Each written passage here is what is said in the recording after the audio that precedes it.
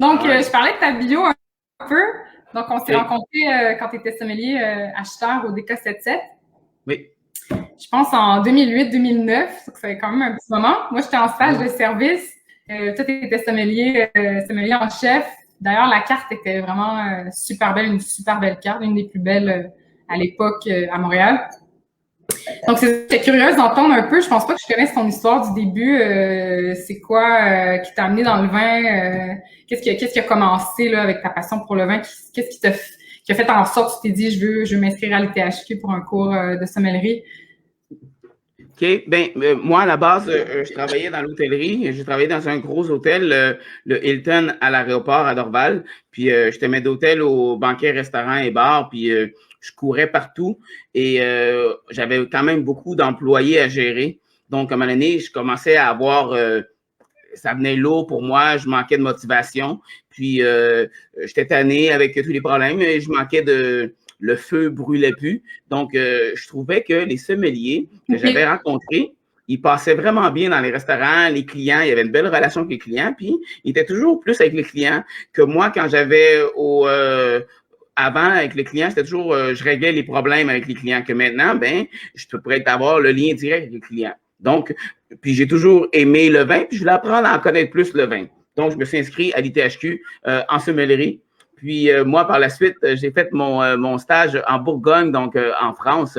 Puis j'ai passé l'été à travailler les mains dans la vigne pendant tout l'été. Puis par la suite, je suis allé à Vinexpo tout seul.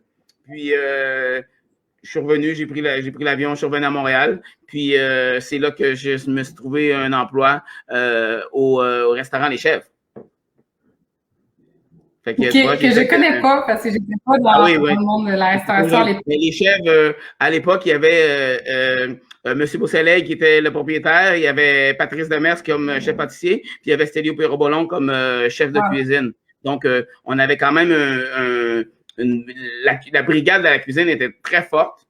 La salle, on faisait des belles choses, mais on n'avait pas nécessairement le budget pour sortir le vin qu'on désirait sortir. Donc, par rapport à qu'est-ce qu'on voulait avoir et tout. Puis, les restaurants Les Chefs, finalement, ils ont fermé les portes parce que où ce qui était situé physiquement, c'était difficile à avoir ces clientèles d'affaires-là qui consomment le midi et tout ça, qui va avoir un certain roulement.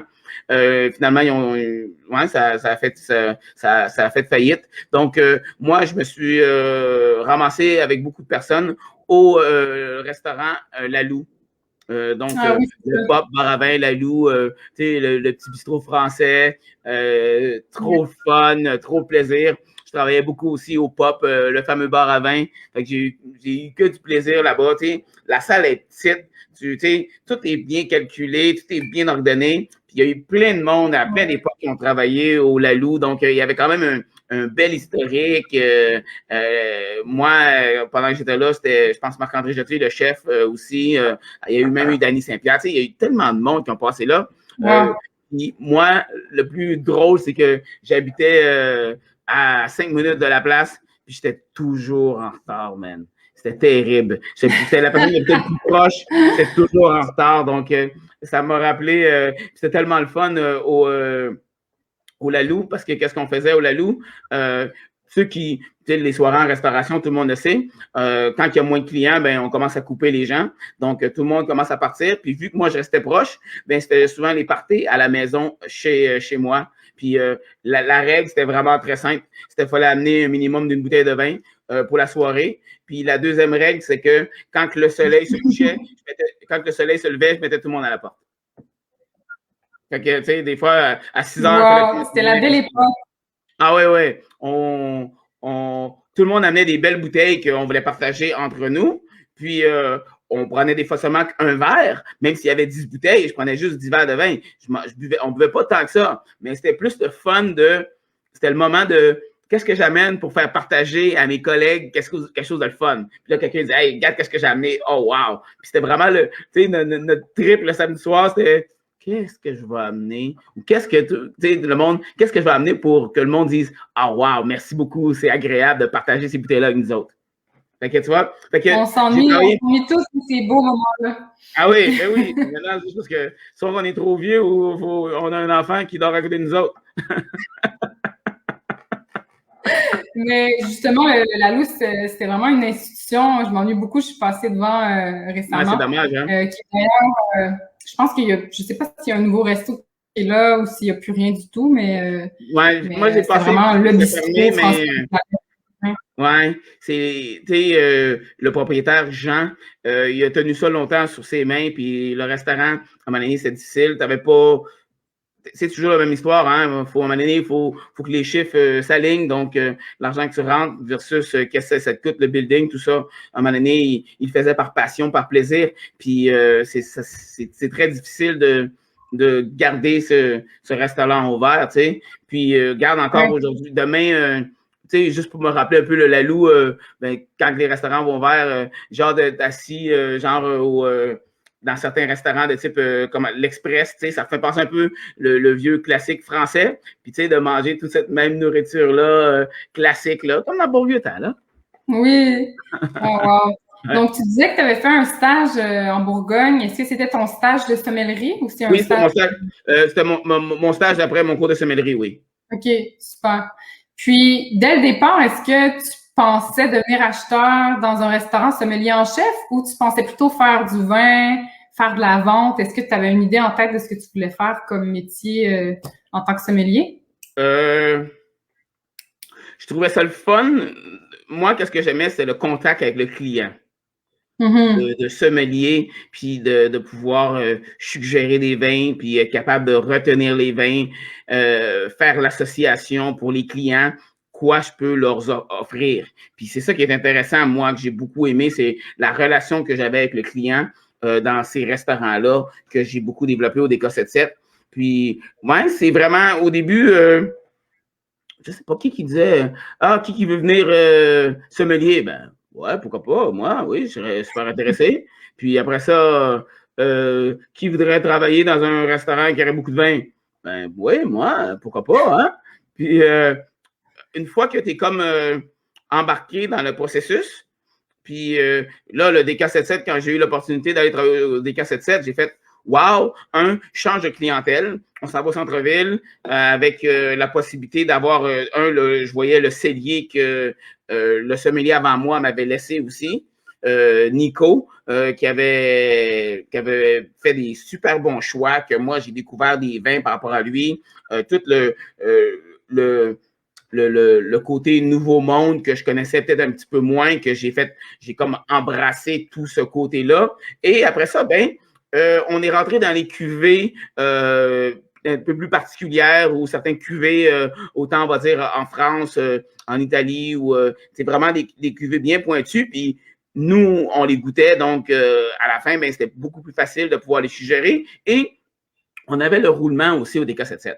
C'est ça qui est intéressant. C'est que du vin, on en passait quand même beaucoup. Donc, c'était vraiment intéressant le travail de sommelier parce que, à un moment donné, c'est dans certains endroits, on est sommelier, tu sais, comme au chef, je faisais juste la sommellerie. Au Lalou, on faisait tout. J'appelle ça serveur qui vend le vin et qui fait tout le travail. Puis, au DK77, je faisais juste la sommellerie. Donc, c'était vraiment différent parce que vu que le cellier était quand même gros, le temps de faire l'inventaire, le temps de gérer les bouteilles, faire les achats, tout ça prenait quand même beaucoup de temps. Et à la fin, les cuvées, il fallait y goûter. La meilleure façon de goûter, c'est souvent quand les clients, quand j'achetais les nouvelles bouteilles, je pouvais goûter à la cuvée, à la nouvelle cuvée. Puis moi, j'avais toujours tendance à quand j'ouvrais une bouteille de vin, au début, tu sais, c'était un petit peu comme, pas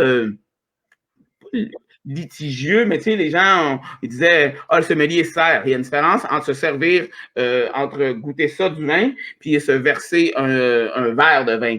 Puis, de goûter ça, tu sais, puis le client, puis souvent, je l'expliquais au client, le pourquoi que je faisais ça, le but, c'était de m'assurer que le vin, il est comme il est supposé l'être pour pouvoir vous l'offrir, puis qu'il soit prêt à être bu. Puis, par la suite, c'est pour participer à mon éducation personnelle, pour m'assurer que les vins qui me passent par la main, je peux s'y goûter. Puis, exactement. Ça On dit que ça enrichit ma passion, tu sais, mon plaisir, tu sais. Moi, beaucoup de vin, qu'est-ce que j'aime beaucoup? C'est y goûter, mais j'en veux pas plus que ça. Puis, après ça, de pouvoir en parler aux gens pour pouvoir surtout le partager à mes clients. C'est ça mon plaisir. Ça a été un peu pas mal compris et controversé dans certains endroits là, où les clients pouvaient être insultés, mais en France, ça se fait automatiquement. Là. Il faut absolument faire le contrôle de qualité, voir le vin où il est rendu. Puis justement, ça permet que le sommelier là, confirme s'il est à la bonne température, s'il est bouchonné, etc. Donc, ça enlève aussi le poids au client de devoir il y a quelque chose de défectueux, mais il n'ose pas le dire. Donc, je pense que c'est un must. Les belles cuvées, là, les belles cuvées, quand on ouvrait une belle cuvée, c'était le fun parce que, imagine que moi, j'ouvre cette cuvée-là aujourd'hui, je l'ai dans la tête. Puis j'ai le goût dans la tête. Puis je me rappelle, demain ou la semaine prochaine, quand un autre client revient, là, je dis, attends un peu, vous cherchez quoi comme cuvée? Là, je dis, attends un peu. J'ai exactement la cuvée. J'ai goûté la semaine dernière. Puis le client dit, ce gars, il a goûté la semaine dernière. Fait que, tu sais, il est encore prêt en mémoire. Donc, c'est beaucoup plus facile à vendre et à conseiller et t'assurer que le client reçoit un vin qui est agréable, tu sais, pour lui. Ah, c'est un petit peu, c'est Frozen, Christine. Fait que t'as un petit bug. Fait que, oui, moi, ouais, c'est, un moment donné, c'était litigieux, mais c'est une époque. C'est seulement une époque qu'on a passée. Allô, Christine? Mm-hmm. C'est ma faute. C'est ma faute, Jean. de bouger. Je comprends pas.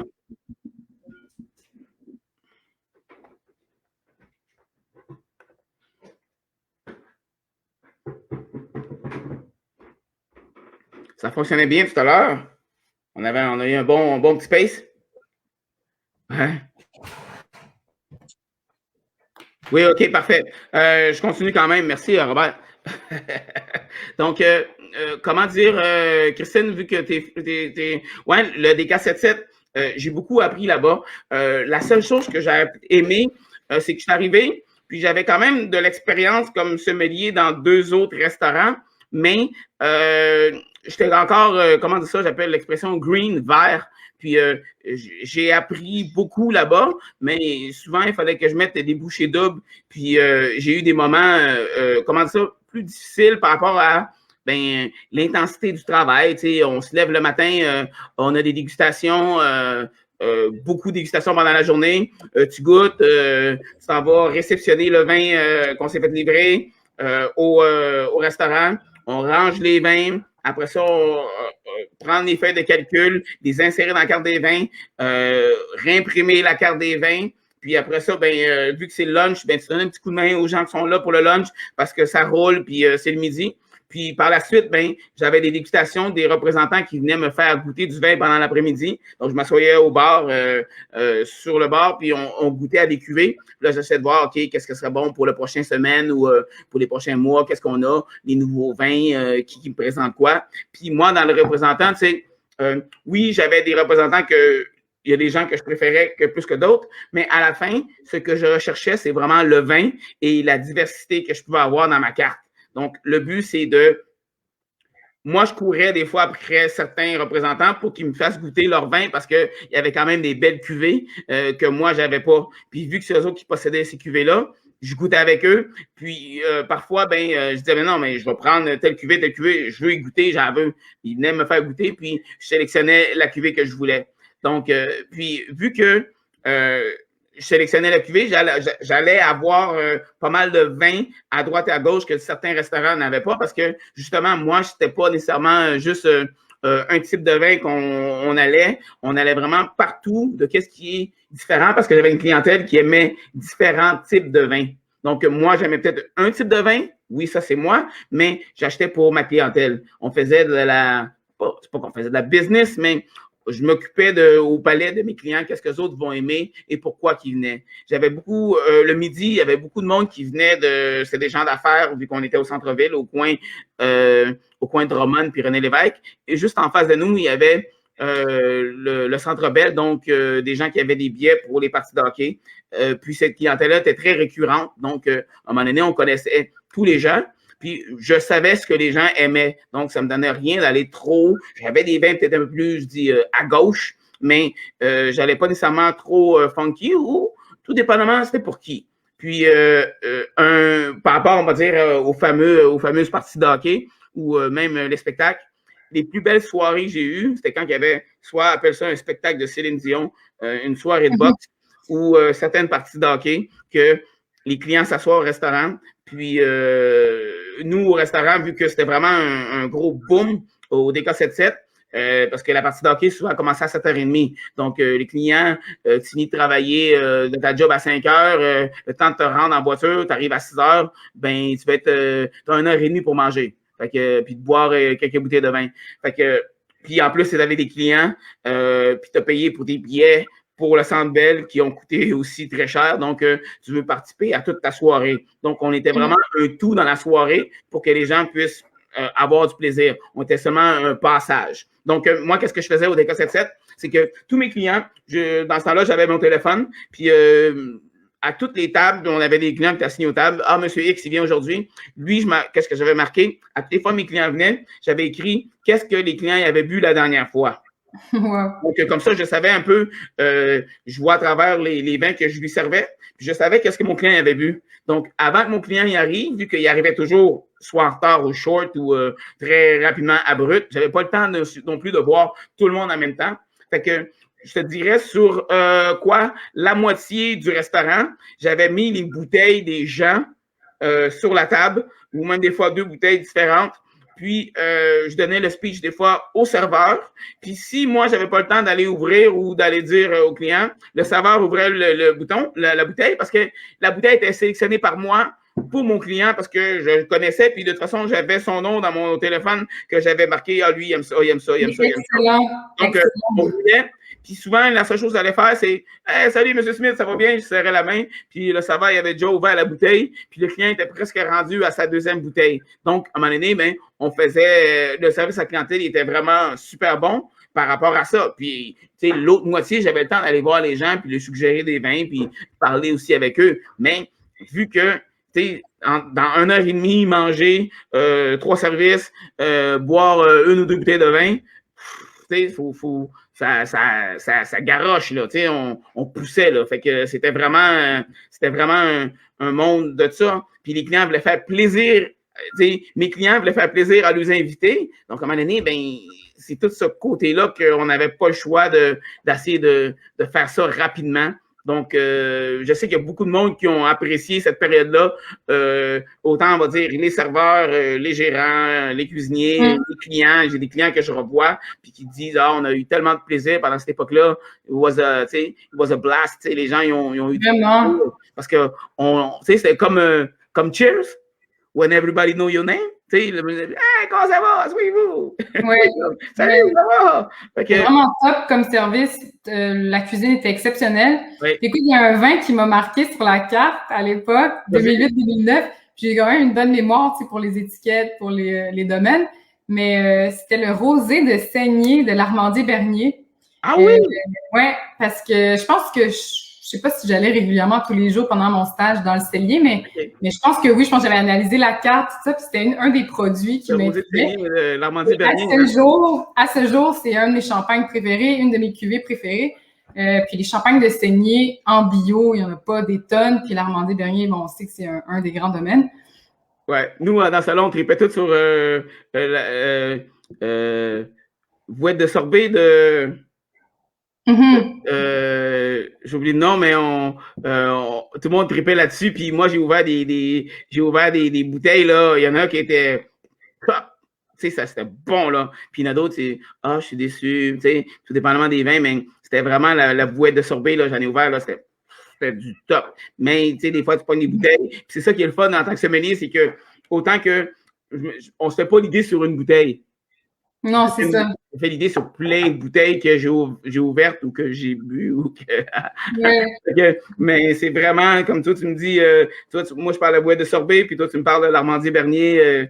certaines cuvées qu'on avait, là, ouais, dans le champagne, il y avait des trucs, le fun, là. Des cuvées d'exception uniques que peu de restaurants avaient. Je vois que Roberto vient d'écrire un commentaire. Je vais lire ton commentaire, puis par la suite, si vous avez des questions plus poussées, plus détaillées, on va garder une période de questions à la fin. Le client étant plus conscient des bons vins qu'il y a 20 ans, est-ce qu'il est maintenant plus difficile de les satisfaire ou il est curieux et même de faire de nouvelles découvertes? C'est une bonne question. Mais ça, il faut poser la question à la personne. Puis, à force de travailler les gens, il y a du monde qui sont très ouverts, puis il y a du monde qui ne sont pas ouverts. Puis, c'est vraiment le fait de, tu sais, le client s'assoit dans le restaurant, là, tu sais, comme, moi, je ne vais pas dire, bon, je vais te présenter mon vin. C'est pas comme ça que moi, je fonctionnais ou que je fonctionne. C'est vraiment, le client, as-tu vu quelque chose sur la carte qui plairait? Il faut entamer une discussion avec la personne pour pouvoir lui proposer quelque chose. Y a-tu une idée qui te flash? Tu veux savoir mes coups de cœur? Tu sais, de qu'est-ce que moi j'ai aimé dans l'instant-ci? Mais c'est vraiment, il y a du monde que on allait vers les gros noms. Puis, il y avait la personne qui voulait avoir la cuvée la plus funky possible. Puis, il y a d'autres personnes, c'était le prix qu'ils achetaient. Donc, c'est vraiment, faut vraiment s'adapter au client, que ce soit aujourd'hui ou hier. Je pense que le client, il y en avait des curieux. Puis peut-être que même que, regarde, moi, des petits produits comme, je parle là, le Buggy Cerdon. Les bulles, les petites bulles légèrement sucrées. Donc, le Buggy Cerdon, Renarda Fâché. C'est une époque qu'on avait ça dans le restaurant. Puis, nous, on avait des clients aussi, à cette place-là, des gens d'affaires très stricts, là, tu sais. C'était du monde, c'était du roi, là, tu sais. Puis, moi, le petit jeune qui vient voir le monsieur qui a 60 ans à l'époque, puis qui lui dit, ah, monsieur, le goûter un petit vin, c'est sans prétention, mais c'est vraiment agréable. Puis, tu sais, froid, là, sans aucun, il me regarde, je vais goûter, tu sais, je vais goûter, mais sans rien, là. Finalement, il goûte, hey, wow! Toute son expression faciale a changé, tout son goût a changé. Puis après ça, quand il me voyait passer, jeune homme, je vais prendre un autre petit verre, s'il vous plaît. Puis c'est ça que le vin fait aux gens. Donc, il n'y a pas, tu sais, la seule façon de savoir, c'est quoi? C'est d'y goûter.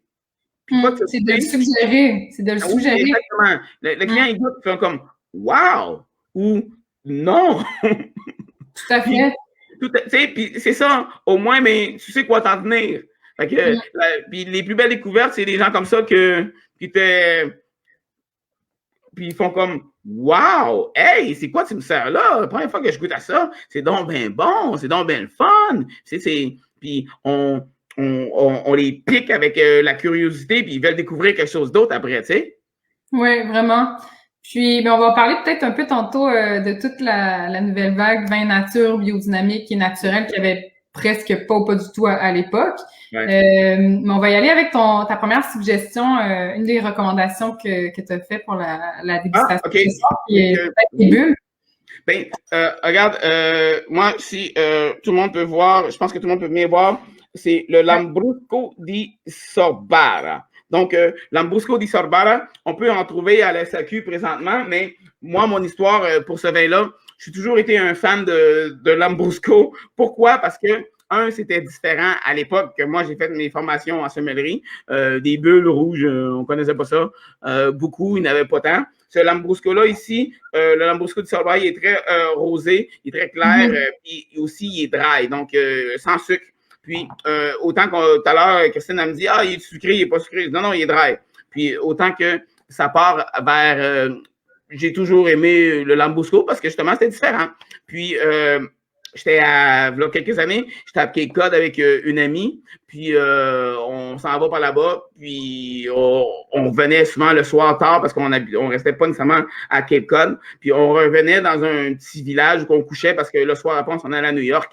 Puis, on goûte, on arrive dans une place, on cherchait des restaurants. Finalement, on arrive dans un petit restaurant italien, tu sais, très simple. Puis le gars, il faisait des polpettes, là, vraiment délicieuses. Puis on est retourné pour les polpettes. Puis, sur la carte, il y avait une carte très menu avec pas beaucoup de choix. Puis, Je regarde la carte, puis c'est un board au tableau. Puis je vois Lambrusco. Je fais, ah, je goûte au Lambrusco. Ah, super bon, man. Tu sais, je mangeais des polpettes avec les Lambrusco. On s'est mangé ça. C'était top. Là. Tu sais, des fois, il y a des souvenirs comme ça qui te restent dans la tête, qui t'ont marqué. Puis ça, c'était exactement le moment. On cherchait, puis on voit un petit restaurant, là, tu sais, pas trop grand, les deux cuisiniers en arrière qui attendent que les clients arrivent. Là. Donc, c'est un mousseux rouge oui. Dans la région d'Émilie-Romagne, plus oui. au nord de l'Italie. Pas une région très connue pour les vins d'ailleurs, plus pour la viande, les charcuteries. Mais c'est vraiment le côté le côté très frais, tu sais, les petites fraises des champs, on est vraiment, c'est super agréable. Moi, c'est mon genre de produit que j'aime. Beaucoup d'amis, cet hiver, ben, je vais finir mon histoire, mais je vais revenir cet hiver, quand on pouvait pas se voir au Québec. Une journée, il faisait beau, je sais pas, à l'extérieur. On est allé marcher, puis j'ai amené une bouteille de Lambrusco dans mon sac avec des verres. Puis j'étais avec des amis, puis on s'est installé dans un endroit, puis en plein hiver avec nos verres, puis on faisait Lambrusco, c'est trop bon, là, c'est trop le bon moment. Mais pour revenir à mon histoire avant, où encore le Lambrusco vient nous frapper, on était le même voyage, on s'en allait vers New York. Fait que on était à New York, on était à Times Square, on fait le tour de tous les magasins. Là, on est à Eat Ali avec de chez l'ancien Mario Bartelli. Donc, tout en arrière, on traîne autour de ça. Puis, voilà, je cherche du vin, là, parce que, tu sais, je cherchais quelque chose. On s'en va en arrière, puis il y avait le Wine Star. Fait que le Wine Star, je rentre, puis je suis comme, OK, ouais, qu'est-ce qu'on pourrait prendre? Là, je dis à ma copine, je dis, on pourrait peut-être regarder pour du Lambrusco. Vu qu'on avait eu une belle expérience Lambrusco avant dans le même voyage. Donc, on continue. Puis le gars vient me voir, il dit, hello, how you doing? You know, what are you looking for? Puis là, je lui dis Lambrusco. Là, il me dit, you want some dry, you want some sweet Lambrusco? I want some dry Lambrusco. C'est comme ça. Puis finalement, le gars, il m'arrive avec quoi? Lambrusco di Sorbara. C'est le même cuvée, exactement le même cuvée. On l'avait pas avant au Québec où je ne connaissais pas. Fait que c'est pas grave, mais je reviens. Après ça, on achète la bouteille de Lambrusco. C'est ce qu'on a fait? On est allé la boire discrètement dans Central Park. Oh, wow! C'est tellement le genre de produit, justement, à boire n'importe quelle journée. C'est vraiment ça le plaisir de, tu sais, il y a des moments, certaines bouteilles que tu as vues bien précisément, puis qui restent dans ta tête et le goût, puis le cœur, il est là, tu sais. Exact. Robert veut savoir à quelle température on boit le Lambrusco. Moi, les Lambrusco, ben, tout à l'heure, il était dans le frigo. J'aime ça l'avoir juste un petit peu plus frais des fois que dans le frigo. Tu sais, je l'ai mis, parce que pendant que je vais parler, il va réchauffer. Je l'ai mis, 15 minutes dans le congélateur. Puis je l'ai sorti tout à l'heure, mon instant me l'a amené. Puis toi, là, il est parfait. Parce que depuis tout à l'heure qu'on parle, puis ça fait quoi? Ça fait une demi-heure, puis la température est encore belle. Tout dépendamment de quelqu'un qui a un bucket de glace qu'on peut le mettre. Mais je suis vraiment dans le côté plus frais un petit peu. Je sais que les gens au Québec, ils aiment ça plus frais. Donc, souvent, à la maison, dans le frigo. Puis moi, j'ai toujours tendance à faire mes trucs. Si j'ai un événement aujourd'hui, je veux qu'il passe la soirée dans le frigo. Ouais. La même chose que je faisais dans les restaurants. Si j'ai un événement aujourd'hui, je ne le mets pas le matin, je le mets le soir même. Je veux vraiment la température soit bien au niveau que je veux, comme ça, il ne bougera pas, surtout le blanc. Puis à la maison, quelqu'un, tu sais, là, je ne mets pas dans un bucket, mais si je serais à l'extérieur, je le mettrais dans un bucket, les fesses sur la glace encore, puis je le couvrais aussi pour que le soleil ne tombe pas dessus. Oui.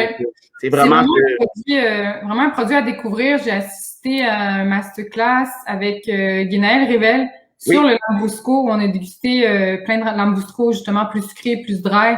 C'est super intéressant. C'est vraiment un produit à découvrir, très versatile à table. Puis justement, le côté qu'il y ait des produits qui sont plus secs, en mangeant avec des charcuteries, fromages, là, ça peut être vraiment bon. Charcuterie, là, c'est vraiment, là... Puis, c'est aromatique, c'est bon. Moi, c'est mon apéro numéro 1. Je sais qu'à un moment donné, à SAQ Beaubien, il y en avait un petit peu. J'en ai acheté, à un moment donné, j'arrive à SAQ, j'achète ma caisse. pour moi. Puis, c'est pas un produit qui est cher, celui-là. Je pense que c'est 16,75 $. Donc, on est vraiment dans un petit produit qui n'est pas trop cher. Puis, bon, c'est juste ça. Puis ça se boit tellement bien à la piscine, en apéro. C'est une belle à apporter chez les gens, justement, pour faire un peu différent. On sait que le pétnat est très à la mode, mais c'est encore plus... il y a un côté un peu plus traditionnel dans le Lambrusco que le pétillant naturel. Quoique, il y en a des très bons aussi, mais plus classique aussi comme sélection, j'aime bien. Ben, il y a des vins, je pourrais aller avec plein de vins, il y a des vins qui nous marquent, puis c'est ça qu'on cherche, moi, des vins qui m'ont marqué, puis que je peux aller avec toutes les sauces, puis tous les gens vont être surpris de l'écouter, puis c'est ça, de surprendre les gens, de dire on goûte quelque chose de différent. Exactement. Génial. Bon, mais moi aussi, j'ai soif. Je pense que je vais me servir un peu de rouge. Vas-y. Justement, je voulais que tu nous parles, tu nous as parlé un peu de ton parcours de la restauration au DK77, entre autres, au Lalou, restaurant Les Chefs. Mais maintenant, tu es à ton compte depuis 2012, si je me trompe pas, en événementiel, comme moi. Donc, on a un peu un parcours similaire, c'est-à-dire qu'on est les deux sommeliers diplômés de l'ITHQ, les deux, on est entrepreneurs dans le milieu événementiel. On s'est parlé beaucoup justement cet hiver pour se soutenir, pour se donner des conseils puis se motiver pour pas... Oui, parce que moi, en mars dernier, j'ai eu beaucoup de problèmes parce que mon business, j'ai eu beaucoup d'annulations, cancel, annulation, cancel. Puis à un moment donné, j'étais pas mal plus gris que je suis présentement, mon moral était pas mal à terre, puis autant qu'on peut le voir dans mes textos, comment que je textais les gens, puis maintenant, avec le temps, on change notre mindset, puis on s'adapte un petit peu à la vie qu'on vit, puis on l'accepte tout simplement, Fait que, mais maintenant, c'est ça, c'est un autre, it's a different world. Oui, tout à fait. Puis je suis contente que finalement on est plus connectés parce que je t'ai suggéré de faire un live, je pense, au début de l'hiver. Puis finalement, je termine la saison avec toi, donc je suis super contente. Tu vois, mais il faut prendre les gens au bon moment parce que, tu sais, comme je te dis, au début de l'hiver, j'étais peut-être un peu, comme je disais, j'étais plus gris. Puis, des fois, une fois que t'es dans un slum, une fois que tu as pris le fond, la seule place qui te reste à aller, c'est en haut. Fait qu'on remonte, puis regarde, le beau temps, il est arrivé. Les gens, on se fait de plus en plus piquer. Donc, on va pouvoir faire des événements. J'ai plein de monde qui me demande, Guillaume, bientôt, tu vas être disponible pour faire des événements en présentiel, physique. Moi, je suis, une fois que c'est autorisé par la loi puis qu'on s'est fait piquer, c'est certain que je me déplace chez les gens pour faire mes soirées de dégustation. Puis, absolument. On s'est adapté en faisant du Zoom puis en faisant essayer de faire des lives, mais les gens, il y a du monde qui me disent, Guillaume, je veux t'avoir physiquement avec nous dans la salle, puis à déguster les vins, puis à nous parler des vins, Oui, ça va reprendre tranquillement. C'est ça, fait qu'il faut être positif. Absolument. Non, réaliste, là, mais... Oui, réaliste, positif. Ouais. Puis, donc, c'est quoi qui te fait faire le saut en entrepreneuriat de la restauration? Est-ce que c'est parce que tu étais tanné un peu des horaires du beat de la restauration? Les horaires, puis le faire comme que je veux. Oui. Et non être dicté de le faire d'une certaine façon. C'est surtout ça. Les clients, comme je reprends mon exemple du DK77, les gens qui voulaient me prendre par le bras et me parler, là, ça ne fonctionnait pas. J'avais pas le temps. On s'est occupé. Les personnes, elles me disent, parle-moi donc de la cuvée. J'ai pas le temps de parler de la cuvée. La seule chose que j'ai le temps, c'est ouvrir les bouteilles puis servir le monde, puis c'est tout. Que là, en faisant une soirée, tu vois, regarde, j'ai eu des clients qui ont fait une soirée seulement sur des bulles ou seulement sur du pinot noir ou des types de vins bien particuliers. On a passé toute la soirée à parler avec les gens. Autant qu'en présentiel ou qu'en virtuel, une soirée, c'est minimum 2 heures, de pouvoir commencer à parler. On commence avec des bulles, après ça, vin blanc, vin rouge léger. un vin rouge plus puissant, puis on peut finir avec un vin dessert. Donc, il y a de la place pour parler et donner l'information. Et il y a de la place aussi pour laisser le temps aux gens de parler. Tu sais, les gens, ils ne veulent pas nécessairement toujours. Je me rappelle quand j'étais plus jeune, j'étais un peu plus cocky. Donc, des fois, on voulait montrer qu'on en savait beaucoup. Puis que maintenant, des fois, les gens ils me disent, tu sais, Guillaume, c'est super intéressant, qu'est-ce que tu dis? Mais ça serait le fun si tu pouvais me servir un autre verre de vin. Puis maintenant, ben, ça me fait rire parce que oui, les gens, des fois, ils veulent juste, tu sais, tu nous as donné l'information du vin, le vin est bon, merci, laisse-nous parler, puis laisse-nous discuter ensemble. Puis des fois, ben, c'est juste de back it off, puis revenir. Donc, les gens ils apprécient ce côté-là de pouvoir donner les gens, les laisser aller. Puis souvent, ben, c'est que je suis aussi un maître de cérémonie. Hein? Même si on est 10 personnes, là, au début de la soirée, les gens sont tous un peu gênés. Puis à la fin de la soirée, ah, on a du fun, le vin il est bon. Puis tu sais, de ramener tout le monde sur la ligne droite parce que j'ai une ligne directrice que je veux les amener, tu sais. C'est aussi ça, puis, ouais, tu sais, le plaisir de, quand les gens te laissent rentrer chez eux, ben, ils s'ouvrent à nous aussi. Tu sais, fait que c'est vraiment tout ce côté-là qui m'amène vers le pourquoi de oui, je trouve ça toujours intéressant à la restauration, c'est que ma vie ne me permet pas de le faire maintenant, mais aller chez les gens, c'est très agréable pour moi.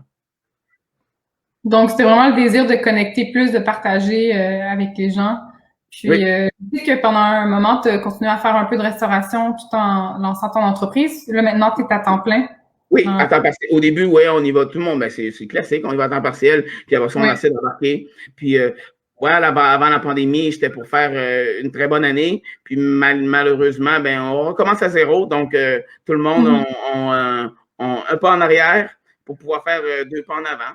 Donc, on va pousser fort. Oui. Donc, on est sur le rouge. Okay. J'ai juste pensé, je t'attendais pour le déguster. OK, parfait. Donc, il y a quand même des beaux fruits rouges et de la prune un peu. Oui, bien mûr, hein? Oui. Mais,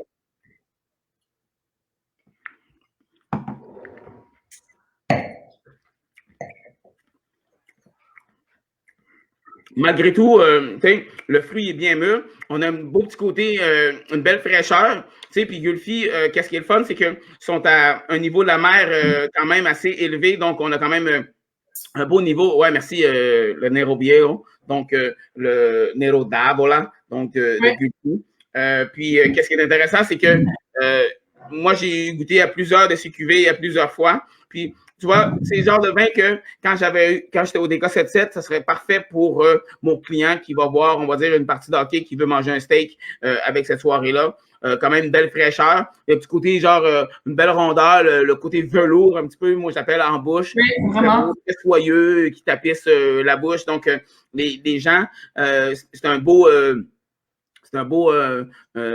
c'est un vin pour faire plaisir aux gens. Puis je sais que vu que c'est très, très charmeur, bien, c'est quelque chose que les gens vont apprécier rapidement. Parce que, tu sais, c'est ça qui est difficile dans la restauration. Tu sais, j'ai pas 2 heures pour pouvoir attendre le vin pour qu'il s'ouvre. Non, c'est ça. On a les carafes. Mais... Je l'ouvre, le carafe, puis il faut que le vin me donne tout de suite quelque chose. Quand mon client, il fait comme « Oh, wow! » Puis il goûte, il faut que ce soit là. Parce que ouais, c'est pas on l'attend on l'ouvre pendant 1 heure, ah là, il est moins beau, on attend une autre 2 heures, puis finalement le vin il est superbe, mais rien n'est rendu bizarre déjà, là, tu sais. Mais c'est un bon choix, c'est un domaine que j'aime aussi beaucoup, à la fois accessible, plus moderne, mais en même temps avec une structure assez classique. C'est-à-dire que si on sent les tanins, ça peut vieillir encore aussi, c'est du 2018. Mais un côté tout de suite accessible qu'il y a du fruit, c'est pas juste du bois ou juste des tanins. Non, c'est ça. Je suis pas sûr que je laisserais autant d'années que ça à vieillir, puis j'en mettrais une douzaine dans ma cave, mais c'est vraiment, je trouve que c'est agréable à boire maintenant. Parce que, même, comme tu dis, les tanins sont présents, c'est pas juste fondu. Le vin, il est aromatique là. Est-ce que, tu sais, il est plaisant à boire maintenant, Puis, tu sais, oui, je vais en garder, mais je serais curieux de voir dans 5 ans, mais je ne garderai pas éternellement. Tu sais, c'est vraiment, tu sais, comme, c'est bon maintenant à boire. Je pense que c'est une cuvée qui est destinée à être appréciée maintenant dans les prochains 5 ans. Dites-nous, pour les gens qui viennent de se joindre à nous, si vous avez un verre à la main, si vous avez des questions, on va garder une période de questions à la fin pour Guillaume. Donc, ce qui m'amène sur notre sujet des vins bio, vins nature, biodynamique. D'ailleurs, je pense que c'est un bio qui est certifié, je veux dire, c'est un domaine qui est certifié biologique. On le voit derrière l'étiquette. Ouais. Je ne sais pas si on voit, il y a beaucoup de lumière, mais ouais, on a le petit label européen avec les étoiles. Oui. Donc, comment tu vois ça, l'évolution, la vague de vin naturel biodynamique depuis les dernières années? Est-ce que tu as toujours travaillé avec un peu de vin bio? Est-ce que c'est une approche pour toi qui est très importante avec les domaines avec lesquels tu aimais travailler? C'est une approche qui est vraiment, on va dire, comment ça, qui est très importante. C'est juste que nous, on a vécu la transition. On était dans la grosse période que il y avait le débat entre les deux, puis le monde se débattait, puis qu'est-ce qu'on prend, ou moi, nous, on a juste une carte bio, ou juste en biodynamie, ou juste nature. Puis que, tu sais, on avait, à une époque, on achetait des vins, puis ça me rappelle, on va dire, certains vins que c'était très. Tu ouvrais la bouteille, c'était très viandeux, ou certaines bouteilles que j'ai eues, je dis, ben non, ceux-là, là, on est, comme tout à l'heure, tu as dit, on est dans pleine lune, là, oublie ça, on est à la fin du mois, ouvre-les pas, ce vin-là, attends au milieu du mois, vous l'ouvrez. Puis, tu sais, les affaires, là, tu ouvrais, là, c'était la cacahuète, là, puis tu fais comme, oh man, c'est ouf, oh, c'est difficile à boire. Puis là, tu l'ouvres, là, au milieu du mois, là, wow! Fait que, tu sais, je te dis, il y avait des clients, là, au DK77, des bouteilles, là, je disais à tout le monde, touchez pas à ça. Tout simplement de même. J'étais de même, touchez pas à ça. Attendez le 15 ou le 14 du mois, là, quand la lune va être moitié de lune, ça va être parfait pour pouvoir l'ouvrir. Ça va être le bon moment. On était vraiment là-dessus. Parce que tu goûtes le vin, tu fais.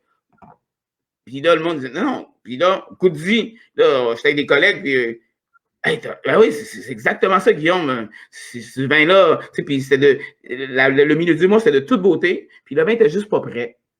Autant, on va dire, le vin qu'il fallait laisser reposer un petit peu parce que le vin, il n'était pas bien. Il n'était pas bien reposé, il s'était pas bien placé. Puis tu attends quelques mois, puis le vin devient vraiment bien placé, il peut s'exprimer de belle façon. Puis, tout le côté, on va dire, biodynamie, nature, comment dire ça,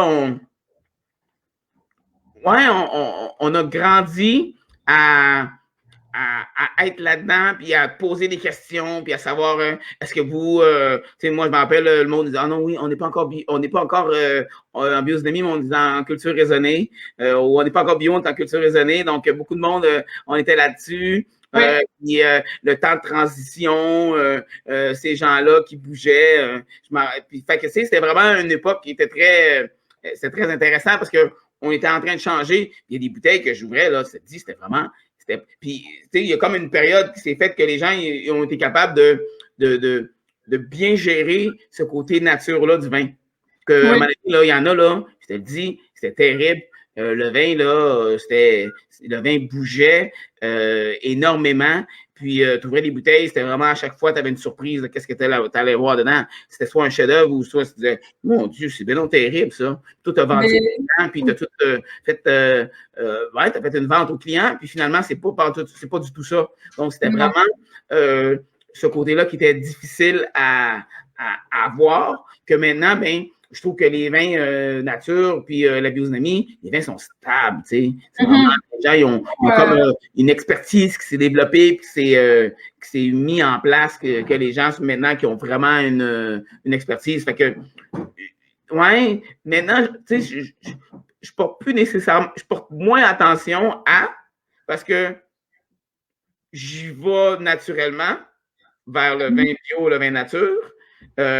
Sans me poser trop de questions. Puis, je valide toujours que mon vin, on va dire, soit j'ai mes étiquettes ou sinon je vais lire en arrière ou j'essaie d'aller me renseigner avant sur le site Internet ou j'essaie plutôt de trouver un peu des gens similaires à qu'est-ce que je bois, tu sais. Des amis similaires à certains vins que je rencontre ou toutes c'est quoi, c'est avant la pandémie, j'étais allé au raw food, au raw wine, tu sais. Puis on s'est posé là-bas d'ailleurs. On s'est vu là-bas avec Joe Landon. Fait que, tu sais, puis à un moment donné, ben, t'achètes plus tes vins dans des soirées comme ça que dans les autres soirées parce que, le vin il te touche plus, ton vin, tu te sens plus proche du vin. Donc, tout ce côté-là, c'est vraiment ça, comme un peu comme la vague orange, à un moment donné, ben, tu goûtes à certains vins, puis des fois, tu fais comme « Oh, wow! Oh, OK! » C'est correct. Oui. C'est correct, mais c'est le fait d'y goûter, puis le côté que le vin, macération pelliculaire, puis les peaux, les skin contact, à un moment donné, c'est vraiment le fait que OK, le vin d'orange, mais est-ce que moi, ça me plaît ce vin-là ou ce goût-là? C'est comme un peu le vin jaune. La première fois que j'ai goûté au vin jaune, j'étais au Pullman, puis j'ai pas aimé ça. Ça frappe. Puis après ça, ben, c'est moi qui étais au bar puis qui commandait du vin jaune, tu sais. C'est ça. Les clients s'adaptent. Ben, exactement, c'est ça, tu sais. Fait que c'est vraiment, je pense, à ce côté-là, le palais, de pouvoir développer son palais, de goûter à des choses. Regarde, moi, chez nous, ma fille, elle avait quoi? Tu sais, elle avait quoi? 4 ans, 3 ans, 4 ans. Ouais, papa, tes choux, là, sont pas super bons. Le lendemain, une semaine plus tard, ah, papa, tes choux, c'est pas si pire. Puis, quelques semaines après, on leur sort des choux de Bruxelles, man, puis on fait juste les faire sauter avec un peu de beurre, sel en poêle. Puis, hey, papa, les choux sont vraiment bons, tu sais. C'est juste une habitude. C'est juste une habitude de pouvoir goûter des vins, puis se pratiquer, d'arrêter de vouloir des vins toujours crystal clear, conforme, parfait, formaté. Accepter que le vin soit différent. Puis des fois, c'est de dire, ouais. La question qu'on se pose, c'est vraiment ça. Hey, j'aime ça? Oui. Oui. D'accord? Non. Ou, il manquerait de ça, Mais, tu sais, c'est ça qui est difficile que ce soit dans le vin ou dans n'importe quel business. Une fois que tu as relâché ton produit, là, tu perds tout contrôle dessus. Exactement. C'est très difficile. Moi, là, je trouve ça vraiment, là, fabriquer un produit, là, ça serait ma plus grosse crainte. Tu sais, il est beau, là, quand je l'ai. Là, il faut que je m'assure qu'il soit beau quand mon client va l'ouvrir. Il faut que je mette sur la bouteille, ouvrir la bouteille 10 minutes, attendre 10 minutes, aller aux toilettes, prenez-vous tel truc, mangez-les avec. Puis, il y a du monde qui vont respecter toute la posologie, puis ils vont faire « Wow, c'est super beau, ton vin, il est top, ton produit est top. » Puis, il y en a d'autres, là, ils vont dire « Moi, je fais ma tête, je l'ouvre à l'aéroport une fois qu'on a volé pendant 14 heures dans les airs, que le vin, il était jet lag, man, il est dans la secousse, il ouvre la bouteille, puis il fait « Ton vin, là, il est pas top. » Non, c'est ça. Il y a des constances, mais encore plus avec les vins plus naturels, non filtrés, etc. Il faut savoir quand les ouvrir, les mettre à bonne température, etc. Mais je suis d'accord avec toi que à un moment donné, dans les débuts des vins nature, s'il y avait de tout, puis même encore aujourd'hui, il y a de tout et du n'importe quoi. Mais les grands domaines de ce monde sont vraiment stabilisés, là. Quand tu parlais d'un vin qui n'était pas buvable à certaines périodes du mois, là, j'ai des noms de domaines en tête, là, je les nommerai pas, mais qu'on sait tous que pendant fut une époque, c'était imbuvable, puis que ça s'est stabilisé avec le temps. Ils ont appris aussi beaucoup. Mais c'est ça, tu sais, c'est l'époque de transition, tu sais, on disait, ça part en couille, tu sais, je disais, mon Dieu, des fois, tu fais comme, ah, c'est quoi ça? Puis, tu sais, tout le monde, il goûtait, regarde ça, il faut pas qu'il fasse ça. Puis, tout le monde s'est stabilisé, tout le monde a appris. J'ai vu le même processus dans la bière au Québec. Tu sais, il y a comme un moment donné, là, tout le monde était excité, puis tout le monde faisait plein de choses. Puis à un moment donné, là, on s'est stabilisé. Il y a comme une période que les gens ont besoin Puis maintenant, ben, je pense que les gens, tu sais, beaucoup de monde, tout le monde, c'est comme ah, tu fais pas bio? Ah, tu fais pas nature? Où t'étais passé, tu sais? Ouais. T'étais où pendant que la vague a passé? Mais il faut aussi pas prendre les défauts pour des qualités dans le sens qu'à un moment donné, le vin est défectueux. Oui. Il y en a, parfois, ils vont aller chercher les extrêmes, puis quand c'est rendu que c'est trop droit, trop lisse, ils vont pas aimer ça. Alors que les grands domaines nature de ce monde, c'est des vins qui sont carrés, qui sont structurés, qui ont pas, je veux dire, qui tiennent la route. Donc, faut quand même faire attention avec ça là, pour pas aller oui. Puis c'est difficile c'est pour ça que c'est important de goûter, de goûter, puis de se faire une opinion, voir comment que le vin devrait être. Puis ça, la difficulté. Puis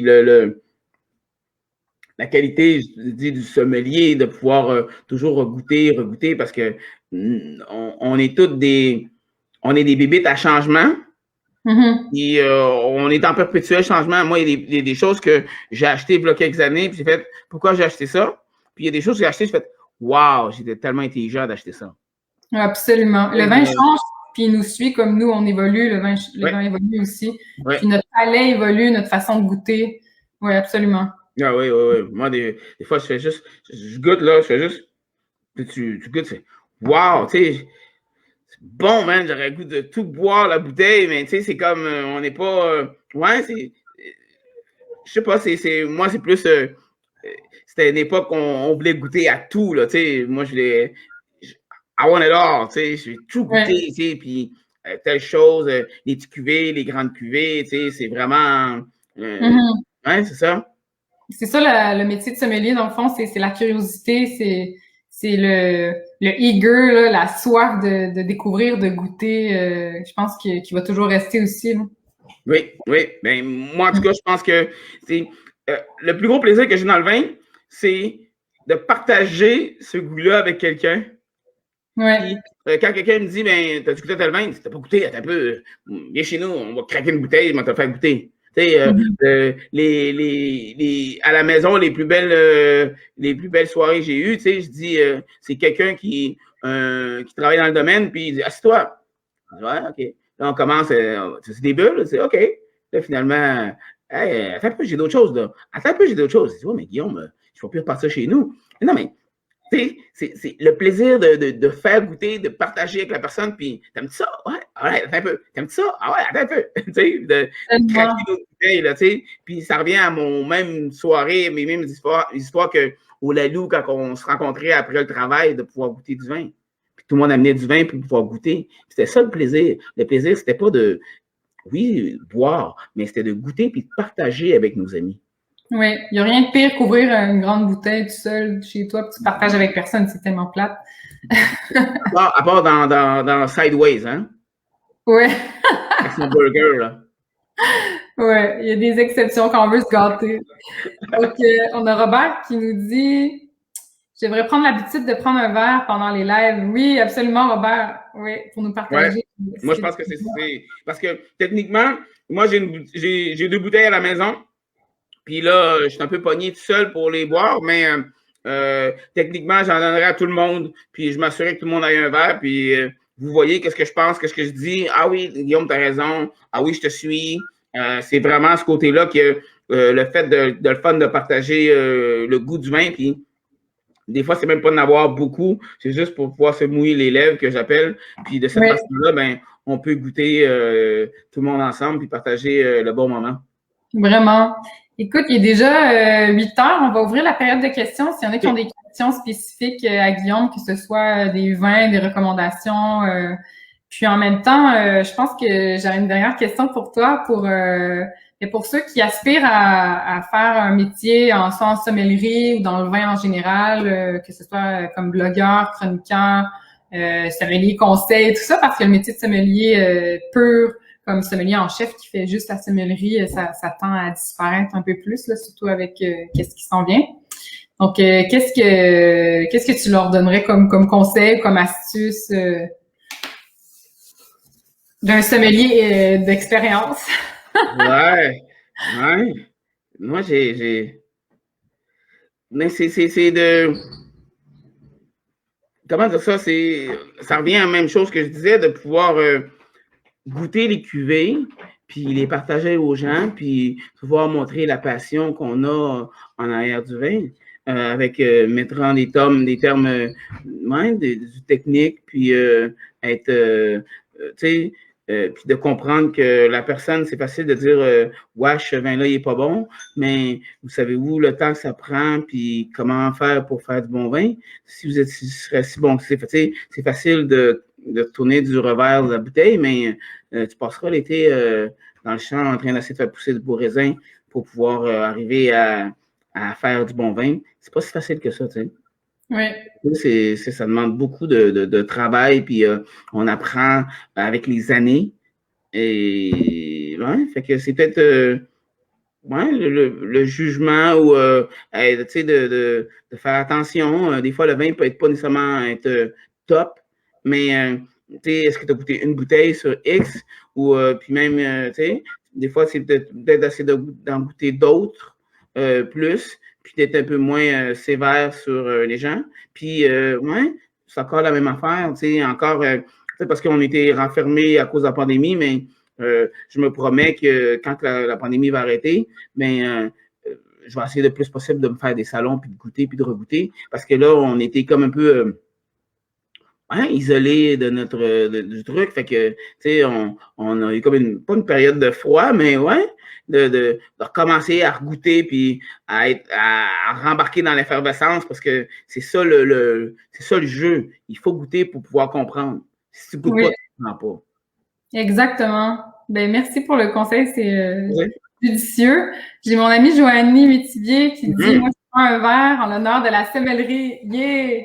Ouais, bravo! Ouais, on est ici. Bonjour, Joanie, ça va bien? Bonne fête d'avance, Joanie, puis ça fête vendredi. Ah!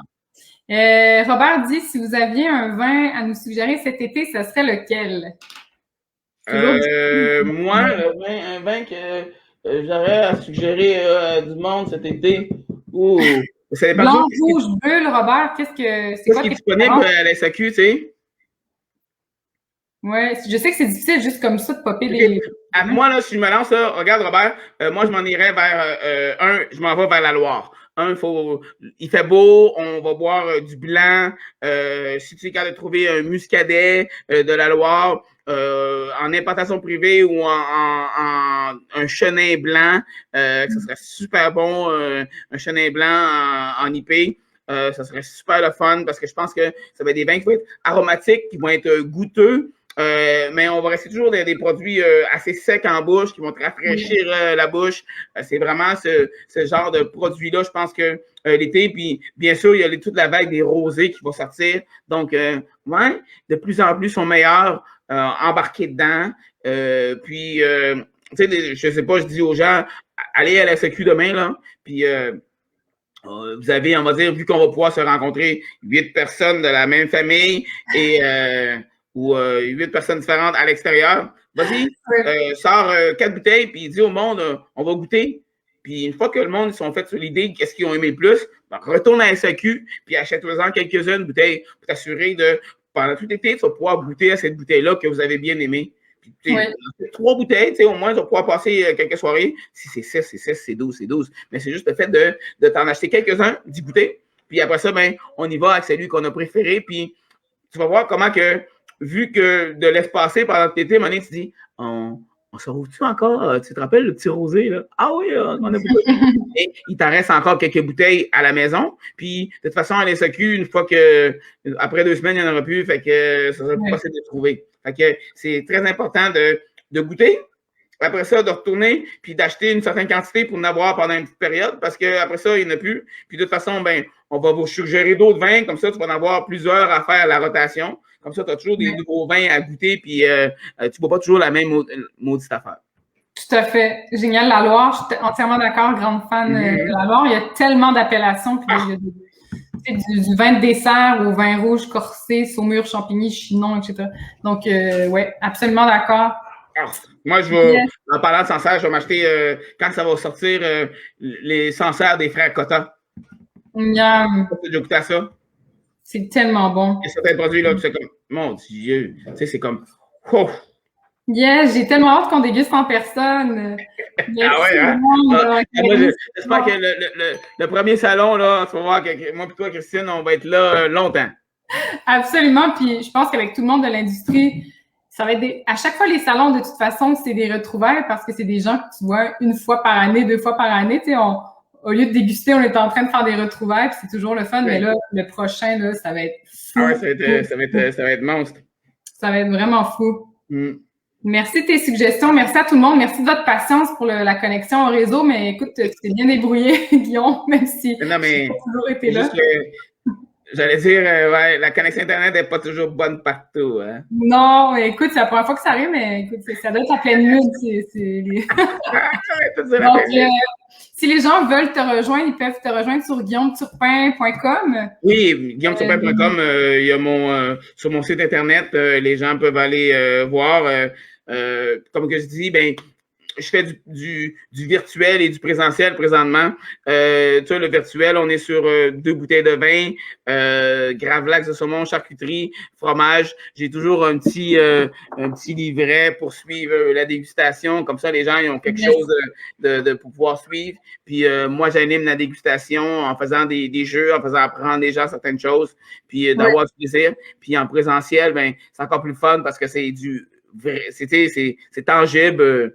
On peut se faire des câlins, là, tu sais. Puis, t'es toujours super dynamique, énormément de choses à partager. C'est ça qu'on aime de toi, Guillaume. Merci. Puis, ben, merci encore. Je suis contente de te voir. Je suis contente on se fait un petit retrouvaille virtuel.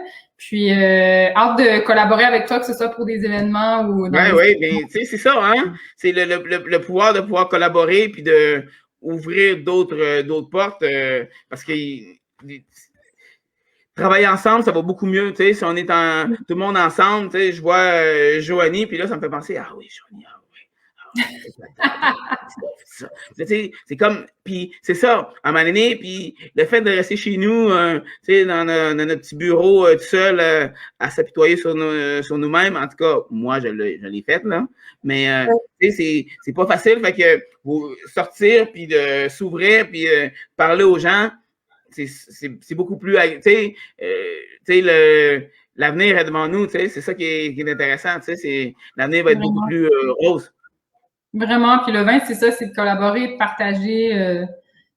On peut pas faire ça en solo chez nous, derrière notre écran, là. Ça fait un moment, mais je pense que... Oui, hein, c'est ça. Ça fait un moment, mais à un moment donné, on a besoin de sortir. Donc, oui, c'est ça. guillaumeturpin.com. Super, merci Guillaume. Santé à toi. Et on se voit vraiment très, très vite cet été pour une dégustation massive. Merci tout le monde. Bonne soirée. À bientôt. Bonne soirée. Bye. Merci. Bye.